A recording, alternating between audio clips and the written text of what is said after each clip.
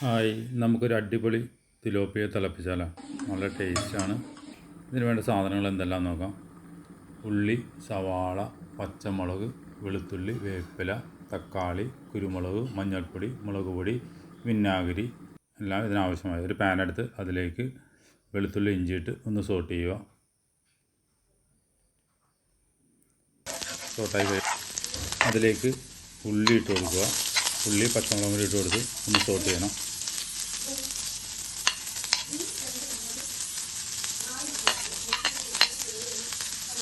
പച്ചമുളക് എല്ലാം ഒന്ന് നന്നായിട്ട് സോട്ട് ചെയ്ത് കഴിയുമ്പോഴത്തേക്കും അതിലേക്ക് സവാള ഇട്ട് കൊടുക്കുക. സവാളയും ഉപ്പും ഇട്ട് കൊടുക്കുക.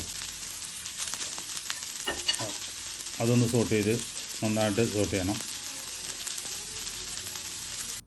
സോട്ട് ചെയ്ത് കഴിയുമ്പോൾ അതിലേക്ക് മുളക് പൊടി, മഞ്ഞൾപ്പൊടി ഇട്ട് കൊടുക്കുക. അത് നന്നായിട്ട് നല്ല രീതിയിൽ സ്ലോയിൽ അത് സോട്ട് ചെയ്ത് കഴിയുമ്പോൾ അതിലേക്ക് തക്കാളി ഇട്ട് കൊടുക്കുക. തക്കാളി എന്നിട്ട് കഴിയുമ്പോൾ ഒന്ന് ഇളക്കി കൂട്ടിയിട്ട് അത് മൂടി വെക്കുക.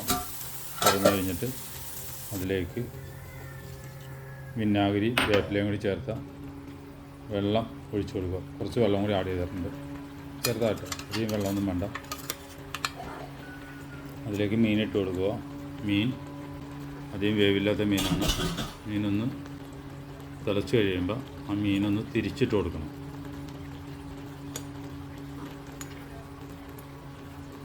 ഗ്രേവിയെല്ലാം അതിൻ്റെ മേളിൽ നിന്ന് ഒന്ന് പറ്റി 2 മിനിറ്റ് കഴിയുമ്പോൾ മീനൊന്ന് തിരിച്ച് ഇട്ട് നമുക്ക് കൊടുക്കാം.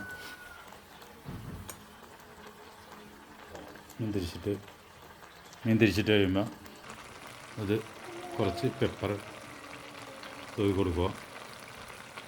പെപ്പർ തൂക്കി കഴിഞ്ഞ് കഴിയുമ്പോൾ ഒന്ന് അടച്ചു വെച്ചിട്ട് ഒരു 2-3 മിനിറ്റ് സ്ലോ കുക്കിൽ കുക്ക് ചെയ്യുക. മീൻ കറി റെഡിയായി. ഇനി അതൊന്ന് ഒന്നുകൂടി പറ്റണം. അതിൻ്റെ ഗ്രേവിയെല്ലാം മീനിലേക്ക് ഒന്നുകൂടി പിടിക്കും. ഒന്നുകൂടി അടച്ച് വെച്ച് 1 മിനിറ്റ് കഴിയുമ്പോൾ തുറന്നാൽ നമുക്കത് വിളമ്പാം. നല്ല അടിപൊളി തിലോപ്പിയ റെഡി ആയിട്ടുണ്ട്. നല്ല ചോറിൻ്റെ കൂടെ നമുക്ക് കഴിക്കാം. ഇതിന് വേറെ കറിയൊന്നും വേണമെന്നില്ല.